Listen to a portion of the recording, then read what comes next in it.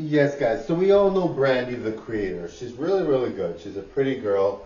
She's trans. She looks amazing. Brandy with the smiley hearts or whatever kind of emoji beside her name, right?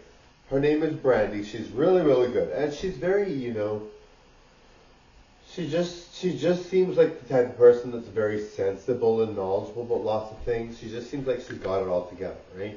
But anyway, she's talking about how, influencers, we make videos. I'm an influencer. We make videos, we do what we do, we live the life that we lead, and people see us a certain way, and people want to obviously get to know us, right? Because we're influencers, and we're pretty, we look good, we're, we're stars and starlets, right? People want to get to know us, right? Which there's no harm in that, right? She just says, that you know, if you're seeing an influencer, you watch their videos, you see what they do, but you can't really, some they don't want to be, like they're picky about who they spend time with, not necessarily looks or what the person offers them, but just, not every influencer likes every type of person to hang out with, whatever, right? So, you see the influencer, that doesn't mean you own what they do in their life. It doesn't mean you own how they perform or what they do and everything and all that. It doesn't mean that you have access to them as creators, right? That's her point in the video, and I think that was a good point. Now, for me, I do like to definitely be a great performer and a great person. I do think, it's very important that I reflect that in my personality and when I do my videos that shows, right? I want to be, I mean, I'm not fully accessible, but I want people to know that if they need to vent about something or they need to talk to me about something, or if they need my help in a situation, or they want to just consider their situation to be, maybe they're lonely or they feel like they're battling their own rights all the time and they can't deal with it, right? I want them to feel like I'm there for them until they can pick up the slack because the situation's bad or whatever, or they can get a solution for their situation on their own, right? That's what I want for people. I want people to definitely use my personality and my creativity and my videos to cheer themselves up and feel like they have a person in the world that's going to help them through, even if I'm not with them in person, to help them through and get by in life, right? That's why I do what I do. And it makes me feel very good when somebody overcomes a problem or figures out how to get out of a situation because of me, right? But she does make a good point. I know, like some people. I mean, even me. Like I see a creator, I'm like, oh my god, like I have to meet this person, right?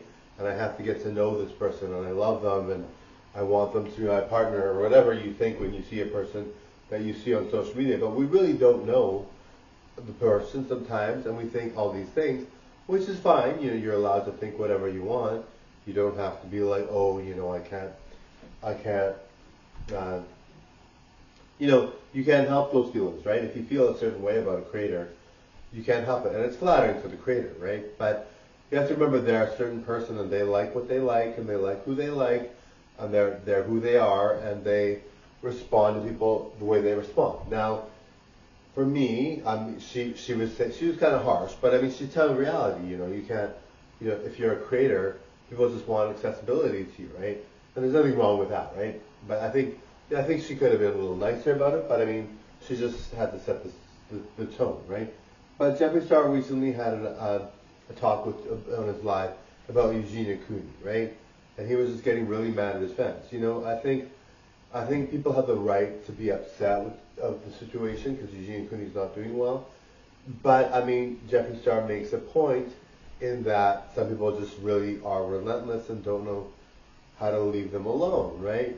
But at the end of the day, my tactic for handling something like that is just to be friendly about it.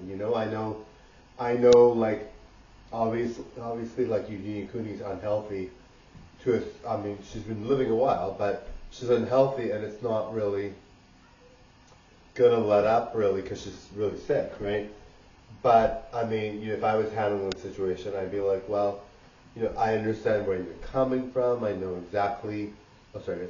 I know exactly why you'd be upset as a fan to be like, Eugene Cooney's not well, right? So you know what I mean. I would be more sensitive to the fans, and be like understanding and be like, yes, I can see why you'd be upset or you're concerned, right? Because it is concerning. Eugene Cooney's not well. But, you know, and I mean, some people are just kids, right? I mean, if they're just little kids, I mean, what, you can't just scream at them and be like, well, Eugene Cooney, it's none of your business, right? But Jeffree Star has the right. I mean, he's a famous creator. But I mean, I think to some extent you have to remember that not all your fans think the same way, and they look up to us as creators, right? So not to do that, right? But in general, you know, I mean, we as creators, people like us so much that sometimes they get intensely crazy about it, which is a good thing, but then it can cause problems, right? But in general, I like to try to have a nicer approach, make sure fans know that I'm supportive of them, and that they know that I am on their side, right? Anyway, thank you. Bye now, Olavaaa.